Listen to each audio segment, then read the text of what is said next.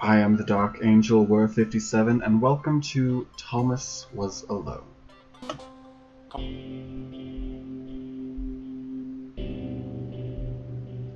The program was a failure. People forget this. It was a massive flop. The coders started adding name strings to the AIs as a joke. Thomas AT23612 wasn't special.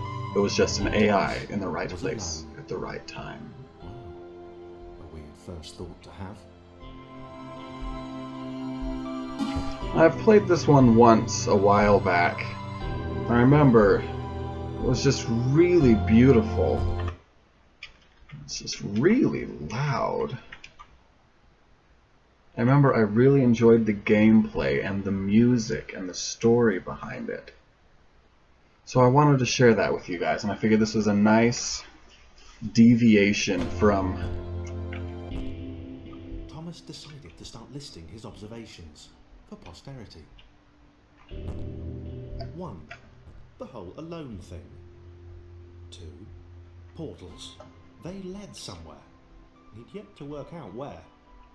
3. Falling. Thomas was absolutely fantastic at falling. He was almost as good at falling as he was at observing. Thank you for interrupting me, but I thought it would be a good deviation from the videos that I'm doing currently. So I'm kind of broadening the horizons here at the start.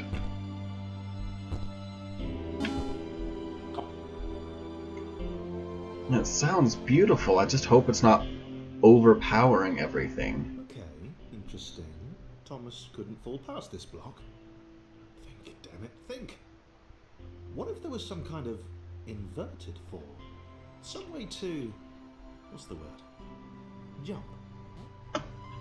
It worked! Thomas had solved the great inverted fall mystery. Come. A big jump.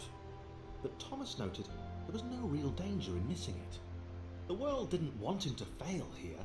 It was pushing him, but gently.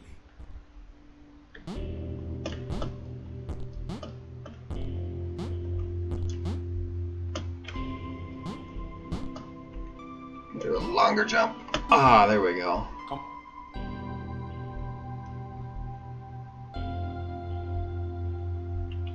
This all seemed a little dangerous.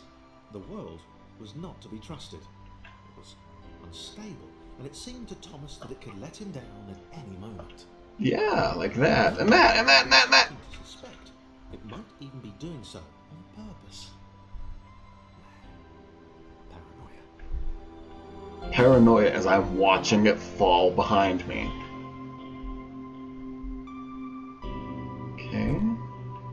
Thomas wondered whether the portals were actually taking him anywhere. He felt like he was making progress, but there wasn't really any way to know. He seemed to be moving predominantly up and to the right, which might or might not be important. I'm not sure how much commentary I can actually put in on this. It might have been paranoia again, but Thomas could have sworn the world was becoming more complicated. It always seemed to be one step ahead of his skills. It was one step ahead of his skills. Designed just for him. He wondered why. Was the world testing him? No. Too obvious.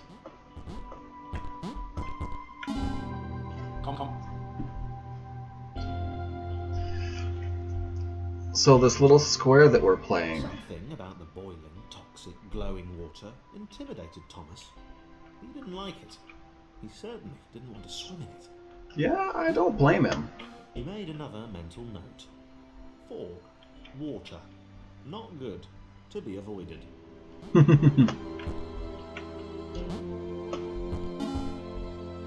I'm not sure how much commentary I can do. It has a lot of its own commentary and story. And the game is fast-paced. Loneliness was getting to Thomas. No amount of observation or obsessive note-taking could combat that. I just don't have much time to comment. The gameplay itself is fairly quick. So this is where Thomas starts becoming alone. Or is becoming more aware of his aloneness. So at the very beginning, Thomas was alone. And that was a weird first thought to have, apparently.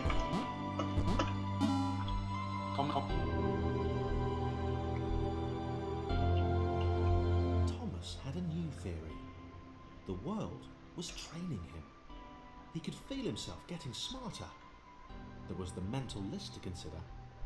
Over the minutes and seconds since his spontaneous generation, he'd become a pretty skilled jumper. Yeah? He was evolving. He just wished he had someone to share it with. Come on, let me... Aha! Nope, let me... Here we go. Oh! Let me up. How far are we going, Thomas? There we are.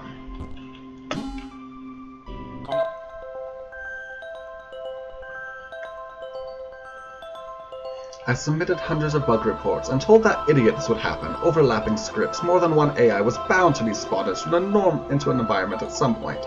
Turns out I missed the point. That little error changed everything. Chris took an immediate and deep dislike to the skinny red rectangle. Who the hell did this Thomas think he was?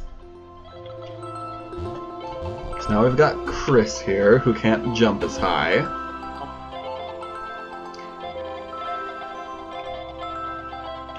Chris had been doing fine. He wasn't the highest jumper, but he held his own. He'd even been graceful at times. Oh! That wasn't very graceful. Not technically graceful, it's probably the wrong word, but you know, fine. There was that skinny little runt leaping about like he owned the place. It's Thomas. That's kinda making things a little more poppy-outy. Ah! Yeah, that was... should have been anticipated. And man, is this loud.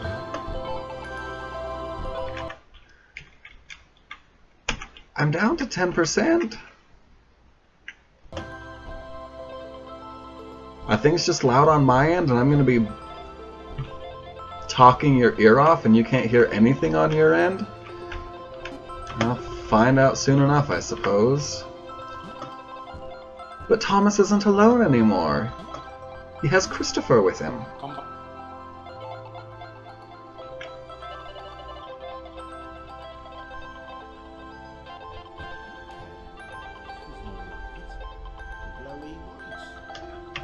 Okay.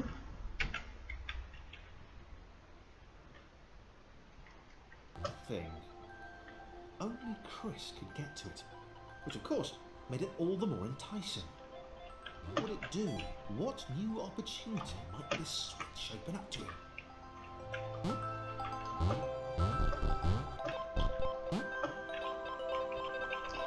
Let's see.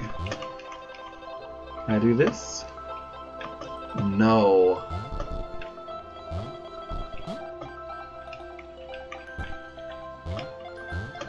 Grace. Another chance for Thomas to jump slightly higher than Chris. How fortunate. Seriously, this made the whole switch pressing thing entirely worthwhile. Don't get so uptight, Chris. Come on. Was this good? Because on the surface, it did not seem good. Chris was pretty scared. Little Red seemed fine, happy to be on his merry little adventure. Chris couldn't shake the feeling that things had taken a significant turn for the worse since Thomas had joined him. Sure, he'd been able to piggyback his way to ever so slightly higher platforms, but where had that got him? Well, to ever so slightly higher platforms, which was sort of his point. There's some good comedy in here.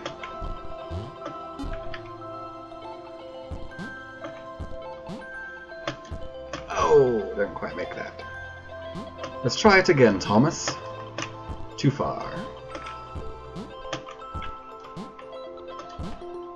There we go.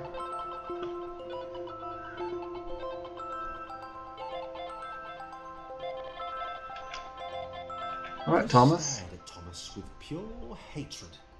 He seemed so very happy at their situation.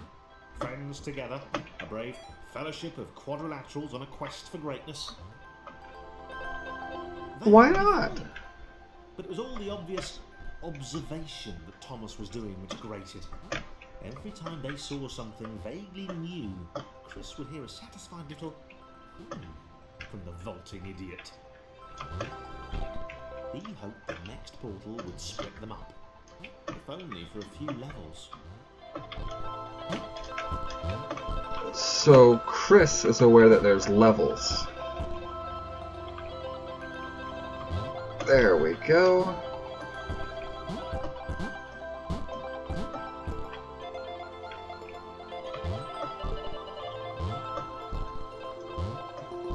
Chris is kind of a sour one, isn't he?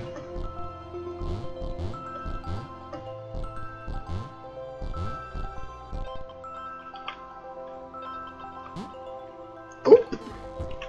Thomas wasn't quite ready for that. Let's try again. There we are. And then we've got that one, and that one, and that one, and that one that I just missed. That one. Come on, Thomas, you can do it. I like Thomas. I'm not a big fan of Chris. He's kind of sour. John knew. He knew that this was his chance. A moment to shine. This was game day.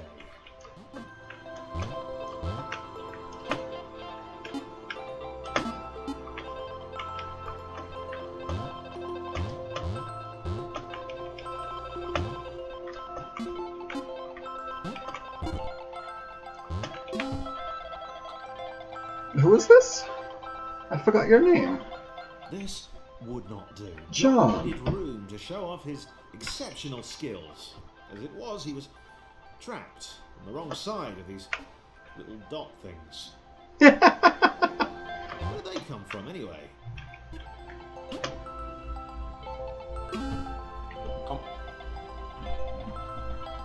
At least John's a little bit more optimistic. John inhaled the air of the open space, and it smelled of awesome. Time to flex those muscles, to put his training to use, time to show those little dots how it was done. John decided to press the switch, to let the little dots catch up with him. John cared for his new allies. That's good. You could tell from the sympathetic expression he practiced in the mirror all these years. But he's an AI. Supposedly just come into creation, I would assume. Just come into creation with Thomas and Christopher. Or was he programmed to believe, or programmed to have spent years in the mirror? Interesting. Maybe. Oh. Alright, John, let's go first.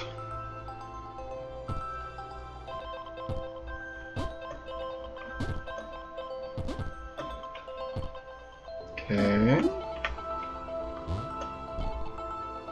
Come along, Chris.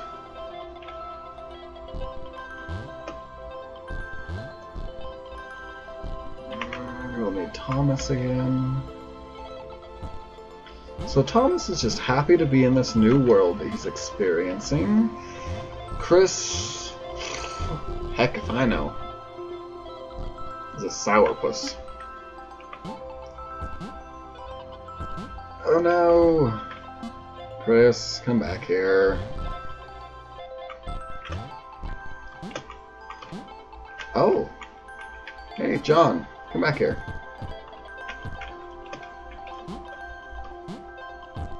Thank you.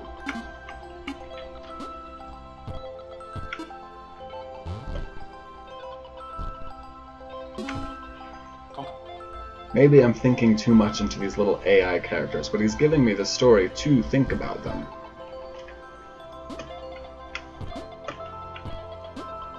John was happy to keep helping.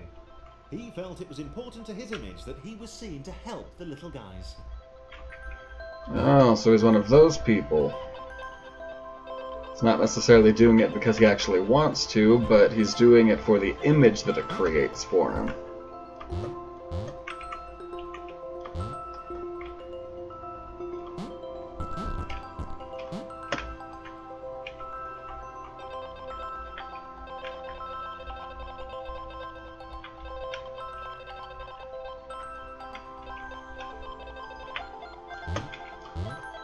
Okay.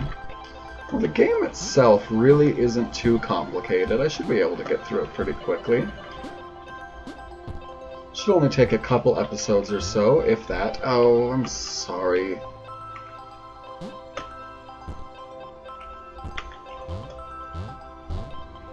Can't make it up that one either.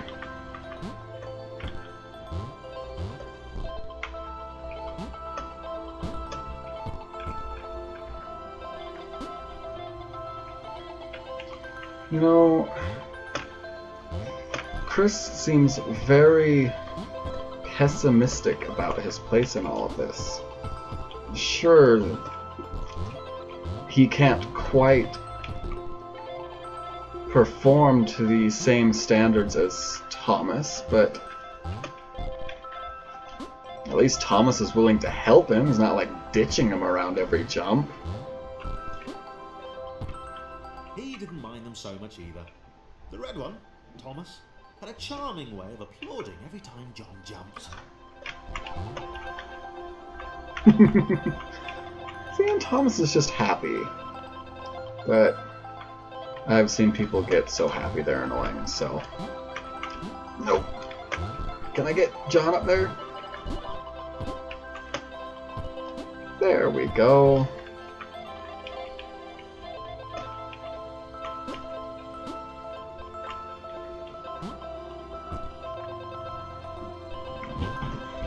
Chris isn't going to be able to make that. Let's get Thomas over here. Chris on top of Thomas and jump. Okay. Now we'll have to wait for Thomas.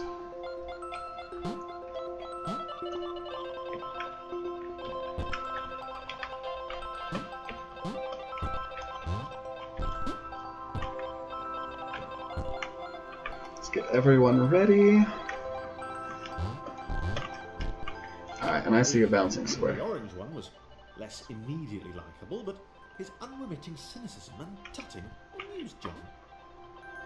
I missed. Yeah, after a while, you'd probably get used to it and start finding it mildly amusing. So, what is that? I want it. Come on, John, you're the only one who can make this jump. Maybe, though, I put Thomas there. Give John a little... I totally missed.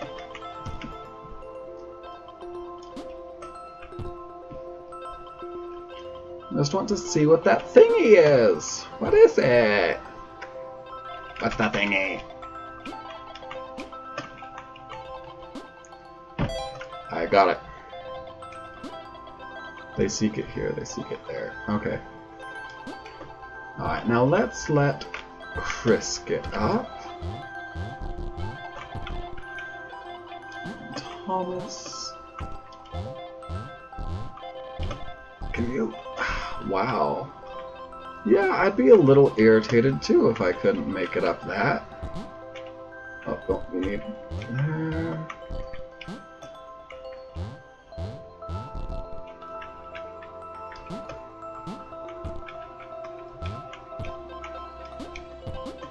Let's make room.